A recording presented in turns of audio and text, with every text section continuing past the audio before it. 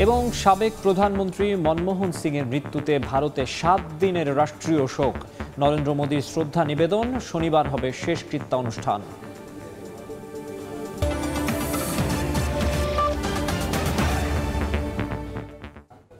আন্তর্জাতিক সময়ের সঙ্গে আছি আমি মাকসুম আলম খান।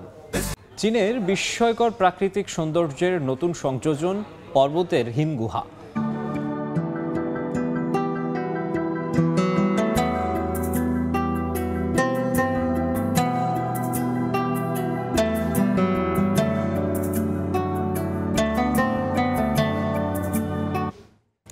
আর এ নিয়ে সংবাদের শেষে থাকছে প্রতিবেদন।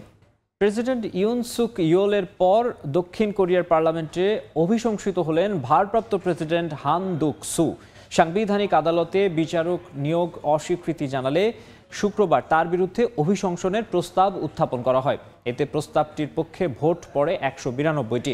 নতুন ভারপ্রাপ্ত প্রেসিডেন্ট হিসেবে দায়িত্ব পালন করবেন অর্থমন্ত্রী চোই সাং মুক।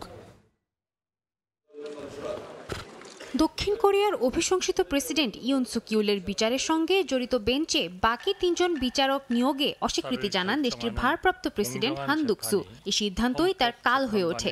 বিরোধী দলীয় নেতারা পার্লামেন্টে তার অভিশংসনের প্রস্তাব উত্থাপন করেন। এর প্রেক্ষিতে শুক্রবার পার্লামেন্টে হওয়া ভোটাভুটিতে 192 ভোটে তার অভিশংসনের প্রস্তাব পাশ হয়। এ অবস্থায় দক্ষিণ কোরিয়ার সংবিধান অনুযায়ী নতুন ভারপ্রাপ্ত প্রেসিডেন্টের দায়িত্ব নিতে যাচ্ছেন দেশটির অর্থমন্ত্রী চোই সাং মুক। ভারতের সাবেক প্রধানমন্ত্রী ও দেশটির প্রধান বিরোধী দল কংগ্রেসের প্রবীণ নেতা মনমোহন সিং বৃহস্পতিবার রাতে রাজধানী নয়াদিল্লির একটি হাসপাতালে শেষ নিঃশ্বাস ত্যাগ করেন তিনি। তার মৃত্যুতে 7 দিনের রাষ্ট্রীয় শোক ঘোষণা করেছে কেন্দ্রীয় বিজেপি সরকার। শনিবার হবে শেষকৃত্য অনুষ্ঠান। সুব্রত আচার্যের রিপোর্টে বিস্তারিত। চলে গেলেন ভারতের অর্থনৈতিক সংস্কারের রূপকার ও সাবেক প্রধানমন্ত্রী মনমোহন সিং। বৃহস্পতিবার রাতে নিজ বাড়িতে হঠাৎ অসুস্থ হয়ে পড়লে দ্রুত তাকে নেওয়া হয় হাসপাতালে। রাত 9:51 তাকে মৃত বলে ঘোষণা করেন New Delhi all India institute of medical সায়েন্সের কর্মরত চিকিৎসক। বিশ্ব নেতারাও তার পরিবারের প্রতি জানিয়েছেন সমবেদনা। মনমোহন সিং এর মৃত্যুতে শুক্রবার সব সরকারি কার্যক্রম বাতিল করা হয়েছে। 7 দিনের রাষ্ট্রীয় শোক ঘোষণা করেছে ভারতের কেন্দ্রীয় সরকার। এ সময় সরকারি ভবনগুলোতে পতাকা অর্ধনমিত রাখা হবে। কংগ্রেসের প্রতিষ্ঠা দিবসের কার্যক্রমও বাতিল করা হয়েছে। শনিবার পূর্ণ রাষ্ট্রীয় মর্যাদায় ভারতের সাবেক এই প্রধানমন্ত্রীর শেষকৃত্যানুষ্ঠান সম্পন্ন হবে বলেও জানিয়েছে বিভিন্ন গণমাধ্যম। চলতি বছরের শুরুর দিক পর্যন্ত রাজ্যসভার সদস্য হিসেবে দায়িত্ব পালন করছিলেন তিনি। গত এপ্রিলে রাজ্যসভা থেকে অবসরে যান। মনমোহন সিং 1971 সালে ভারত সরকারের বাণিজ্য মন্ত্রণালয়ের অর্থনৈতিক উপদেষ্টা হিসেবে যোগদান করেন। পরে 1991 সাল থেকে 1996 সাল পর্যন্ত অর্থমন্ত্রীর দায়িত্ব সামলান। পরে 2004 থেকে 2014 সাল পর্যন্ত 2 মেয়াদে ভারতের প্রধানমন্ত্রী হিসেবে দায়িত্ব পালন করেন ডক্টর মনমোহন সিং। সুব্রত আচার্য, সময় সংবাদ, ভারত। 1991 সালে দেউলিয়ার মুখে দাঁড়িয়ে থাকা ভারতকে টেনে তুলেছিলেন একজন অর্থমন্ত্রী। এরপর প্রধানমন্ত্রী হন 2 বার। শুধু অর্থনীতিকে রক্ষাই নয় বরং মজবুত করেছিলেন তিনি ভারতের সাবেক প্রধানমন্ত্রী ও কংগ্রেস নেতা ডক্টর মনমোহন সিং। 1932 সালে অবিভক্ত ভারতের পাঞ্জাবে জন্মগ্রহণ করেন তিনি। 1932 সালে অবিভক্ত ভারতের পাঞ্জাবে জন্ম। 1948 সালে ম্যাট্রিকুলেশন পাস। 1957 সালে স্নাতক। এরপরেই 1962 সালে ডক্টর সিং অক্সফোর্ড বিশ্ববিদ্যালয়ের নাফিল্ড কলেজ থেকে অর্থনীতিতে ডিফিল পান। তার বই Indian export Trends and prospects for self sustained growth ছিল ভারতের অন্তর্মুখী বাণিজ্য নীতির প্রাথমিক পর্বের সমালোচনামূলক বিশ্লেষণ। রাজস্বের বিশাল ঘাটতি গোটা দেশকে পঙ্গু করে দেওয়ার মতো জায়গায় নিয়ে গিয়েছিল। সেই সংকট থেকে ভারতকে বের করে এনেছিলেন ডক্টর মনমোহন সিং। শুধু দেশের অর্থনীতিকে রক্ষা করেনি, পৌঁছে দিয়েছিলেন মজবুত জায়গায়।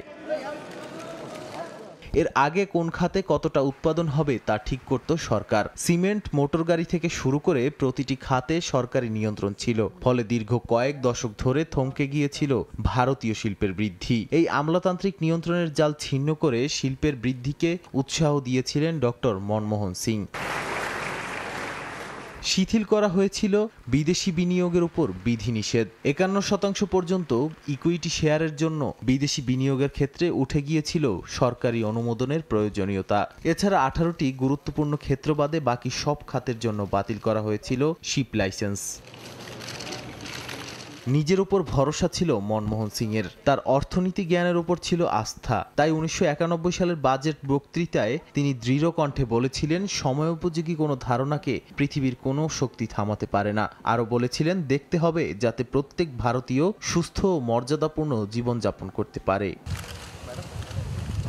রাজনৈতিক জীবনে ডক্টর সিং 1991 সালে রাজ্যসভার সদস্য ছিলেন। 1998 থেকে 2008 সাল পর্যন্ত তিনি রাজ্যসভায় বিরোধী দলীয় নেতা ছিলেন। 2004 সালে সাধারণ নির্বাচনের পর 22 মে প্রধানমন্ত্রী হিসেবে শপথ গ্রহণ করেন মনমোহন সিং এবং 2009 সালের 22 মে প্রধানমন্ত্রী হিসেবে দ্বিতীয়বারের জন্য শপথ নেন। নাদিম মারজান, সময় সংবাদ। EDF Aluminium. Redefine possibilities. ভারতের বিরোধী ইন্ডিয়া জোট থেকে কংগ্রেসকে বাদ দেওয়ার দাবি জানিয়েছে আম আদমি পার্টি। দলের নেতা ও দিল্লির সাবেক মুখ্যমন্ত্রী অরবিন্দ কেজরিওয়ালকে দুর্নীতিবাজ বলায় এই দাবি তোলা হয়েছে। এতে ইন্ডিয়া জোট ভাঙনের মুখে বলে মনে করছেন অনেকে। দিল্লির বিধানসভা নির্বাচনের আগে কংগ্রেসকে নিয়ে ইন্ডিয়া জোটের ফাটল যেন দিন দিন স্পষ্ট হচ্ছে। কংগ্রেসের বিষয়ে তৃণমূল কংগ্রেস, সমাজবাদী পার্টি ও আম আদমি পার্টি আগেই ক্ষোভ জানিয়ে নেতৃত্ব বদলের দাবি জানায়। এবার ইন্ডিয়া জোট থেকে কংগ্রেসকে বের করে দেওয়ার দাবি তুলেছে আম আদমি পার্টি। লোকসভা ভোটে দিল্লির 7টি ও চণ্ডীগড়ের একমাত্র আসনে কংগ্রেস ও আম আদমি পার্টি একজোট হয়ে লড়াই করেছিল, কিন্তু পাঞ্জাবে দুই দলের সমঝোতা হয়নি। আগামী বছরের ফেব্রুয়ারিতে দিল্লি বিধানসভার ভোটে দুই দল আলাদাভাবে লড়বে বলে ঠিক করেছে। এই অবস্থায় বুধবার দিল্লি কংগ্রেসের নেতা ও সর্বভারতীয় কোষাধ্যক্ষ অজয় মাকেন এবং দিল্লি কংগ্রেস সভাপতি দেবেন্দ্র যাদব সংবাদ সম্মেলনে দিল্লি সরকারের দুর্নীতি ও অপশাসন নিয়ে একটি শ্বেতপত্র প্রকাশ করেন। এ সময় তারা আম আদমি পার্টির নেতা ও দিল্লির সাবেক মুখ্যমন্ত্রী অরবিন্দ কেজরিওয়ালকে দুর্নীতিবাজ বলে অভিহিত করেন। এর পাল্টা জবাবে বৃহস্পতিবার সংবাদ সম্মেলনে কংগ্রেসকে এক হাত নেন মুখ্যমন্ত্রী অতিশী ও সংসদ সদস্য সঞ্জয় সিং। বলেন, দিল্লিতে বিজেপিকে জেতাতে মরিয়া কংগ্রেস। বিজেপির হয়েই তারা আম আদমি পার্টির নেতাদের আক্রমণ করেছেন। 24 ঘন্টার মধ্যে অজয় মাকেনের বিরুদ্ধে কংগ্রেস ব্যবস্থা না নিলে ইন্ডিয়া জোট থেকে বের করে দেওয়ার দাবি জানাবেন বলে হুঁশিয়ারি দেন।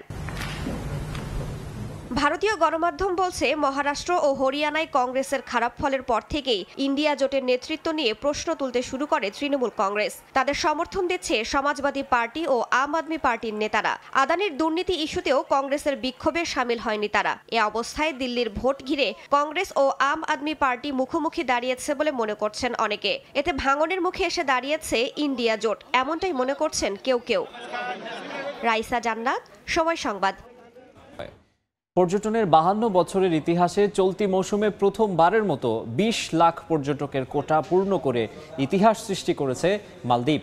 আর এই ইতিহাসের সাক্ষী ছিলেন অস্ট্রেলিয়ান এক নারী, যিনি তার স্বামী এবং 2 সন্তানকে সঙ্গে নিয়ে দেশটিতে ঘুরতে যান।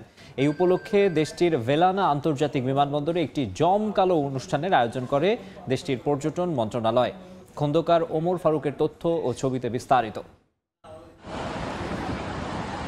প্রকৃতির অপরূপ রূপে সাজানো মালদ্বীপ, হাজারো দ্বীপের সমন্বয়ে গড়ে ওঠা দেশটি সারা বছরই মুখর থাকে পর্যটকদের পদচারণায়। আর 52 বছরের ইতিহাসে পর্যটন খাতে ঐতিহাসিক মাইলফলক অর্জন করেছে দেশটি। প্রথমবারের মতো এক মৌসুমে 20 লাখ পর্যটকের কোটা পূর্ণ হয়েছে।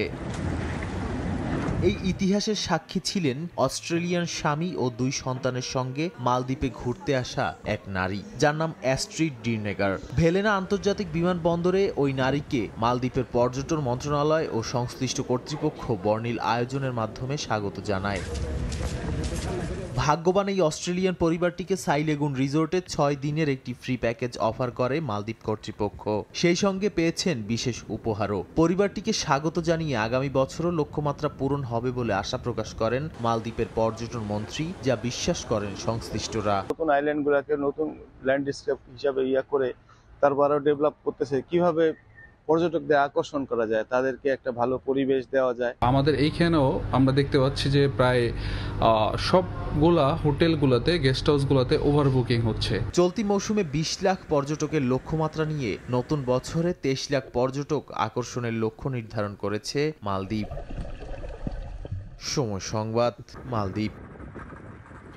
সৌদি আরবে নবনিযুক্ত বাংলাদেশের রাষ্ট্রদূত মোহাম্মদ দেলোয়ার হোসেন আনুষ্ঠানিকভাবে দায়িত্ব গ্রহণ করেছেন। সৌদি পররাষ্ট্রমন্ত্রী প্রিন্স ফয়সাল বিন ফারহান আল সৌদের পক্ষে মহাপরিচালক আলী আসসারি রিয়াদে রাষ্ট্রদূতের পরিচয়পত্রের কপি গ্রহণ করেন। এ সময় মোহাম্মদ দেলোয়ার হোসেন সৌদি বাদশাহ এবং যুবরাজের প্রতি কৃতজ্ঞতা প্রকাশ করেন। তিনি সৌদি আরবে রাষ্ট্রদূত হিসেবে দায়িত্ব পালনকালে দুই দেশের মধ্যে বিদ্যমান বন্ধুত্বপূর্ণ সম্পর্ক আরও গভীর এবং সুদৃঢ় করার আশাবাদ ব্যক্ত করেন। পরবর্তীতে রাষ্ট্রদূত হিসেবে দূতাবাসের কর্মকর্তা কর্মচারীদের সঙ্গে মত বিনিময় করেন। বলেন, প্রবাসী বাংলাদেশিদের সেবা নিশ্চিত করাই দূতাবাসের অগ্রাধিকার। দেখছেন আন্তর্জাতিক সময়। কাতারে অনুষ্ঠিত হলো হট এয়ার বেলুন উৎসব। বিশ্বের বিভিন্ন প্রান্ত থেকে দেশটির জন্য নিয়ে যাওয়া মোট 60টি বেলুন উড্ডয়ন করা হয়। আয়োজনটি উপভোগ করেন উৎসুক দর্শনার্থীরা। ছোট বড় নানা রঙের বেলুনে সেজেছে আকাশ। এমন ভিন্নধর্মী চিত্র দেখলেন কাতারের বাসিন্দা ও পর্যটকরা।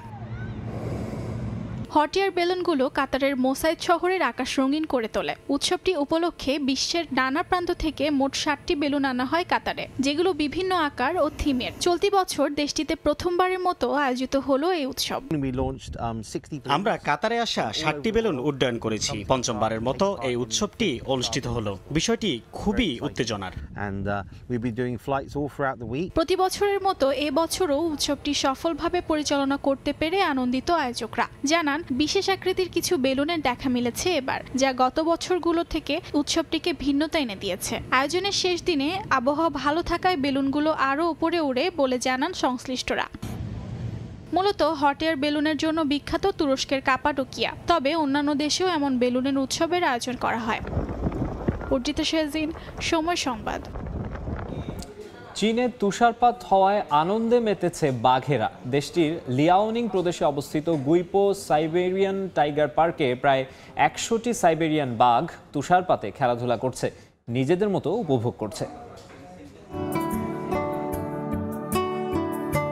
শুধু মানুষ নয়, বাঘেরাও যে তুষারপাত হলে উপভোগ করে তা এই দৃশ্য দেখে বোঝাই যায়। চীনের উত্তরাঞ্চলের শেনইয়াং শহরের লিয়াওনিং প্রদেশে ব্যাপক তুষারপাত হয়েছে। এই তুষারপাত যেন শেনইয়াং শহরের গুইপো সাইবেরিয়ান টাইগার পার্কের বাঘেদের জন্য আশীর্বাদ হয়ে এসেছে। আবাসস্থলকে বানিয়েছে খেলার মাঠ। চিড়িয়াখানার প্রায় 100টি সাইবেরিয়ান বাঘ তুষারপাতে খেলাধুলা করছে, নিজেদের মতো সময় কাটাচ্ছে। রোদে বসে বাঘগুলোকে সূর্য স্নান করতেও দেখা যায়। বাঘেদের আনন্দকে দ্বিগুণ করতে তাদের খাবার ও শোবার জায়গার দিকে বাড়তি নজর দিচ্ছে চিড়িয়াখানা কর্তৃপক্ষ। তুষারপাতের কারণে তাপমাত্রা কমায় বেড়েছে শীত, এতে যেন তারা অসুস্থ না হয়ে পড়ে সেদিকটাও খেয়াল রাখতে হচ্ছে। যেহেতু শীত, আমরা ওদের খাবারে গরু ও শূকরের মাংস যোগ করেছি। এগুলো ঠান্ডা প্রতিরোধে সহায়ক। শীতকালে সবকিছু ভেজা থাকে, তাই তাদের ঘরে খড় বিছিয়ে দিয়েছি যাতে ঠান্ডা না লাগে, উষ্ণতা পায়। লিয়াওনিং প্রদেশের এই পার্কটি সাইবেরিয়ান বাঘেদের জন্য সবচেয়ে বড় প্রজনন ও কৃত্রিম প্রজননের ঘাঁটি হিসেবে পরিচিত। রাইসা জান্নাত, সময় সংবাদ। চীনের বিস্ময়কর প্রাকৃতিক সৌন্দর্যে নতুন সংযোজন জিলিন প্রদেশের চাংবাই পর্বতের নতুন হিম গুহা। প্রবেশমুখটি হৃৎপিণ্ড আকারের হওয়ায় পর্যটকদের কাছে এটি হয়ে উঠেছে ভালোবাসার প্রতীক। পাশাপাশি তিব্বতের জিজাং স্বায়ত্তশাসিত অঞ্চলের পেনবা কাউন্টিতে খোঁজ মিলেছে বিশাল এক হিমগুহার। এই দুটি হিমগুহা একদিকে যেমন পর্যটকদের মুগ্ধ করেছে, অন্যদিকে গবেষণারও নতুন দিগন্ত উন্মোচন করেছে।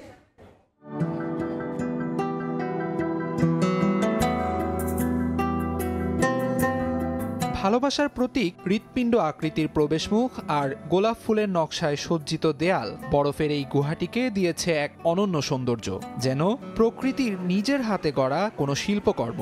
জিলিন প্রদেশের চাংবাই পর্বত বছরের প্রায় পুরোটাই তুষারে আবৃত থাকায় চিরসাদা প্রকৃতির জন্য সুপরিচিত এই পর্বতে সম্প্রতি এমনই নান্দনিক এক হিমগুহার সন্ধান মিলেছে। সকালের মিষ্টি রোদের নরম আলো যখন গুহার দেয়ালে দেয়ালে প্রতিফলিত হয় মনে হয় যেন এক টুকরো স্বর্গ নেমে এসেছে চাংবাই পর্বতে। কোনো এক অজানা মোহ মুগ্ধ করে সবাইকে। তাই তো গুহাটির সৌন্দর্য উপভোগ করতে প্রতিদিনই সেখানে ভিড় করছেন বিশ্বের বিভিন্ন দেশের পর্যটক।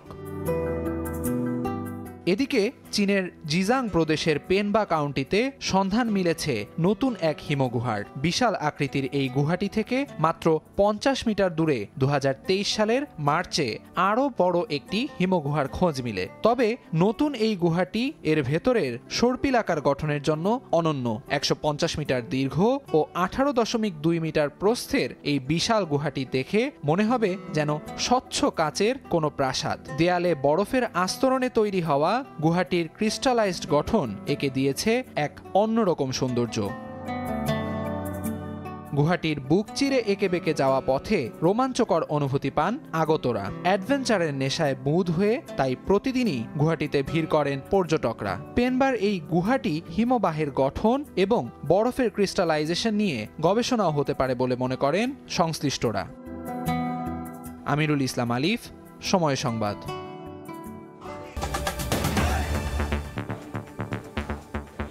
এই ছিল আন্তর্জাতিক সময়ের এখনকার আয়োজনে। সঙ্গেই থাকুন সংবাদ।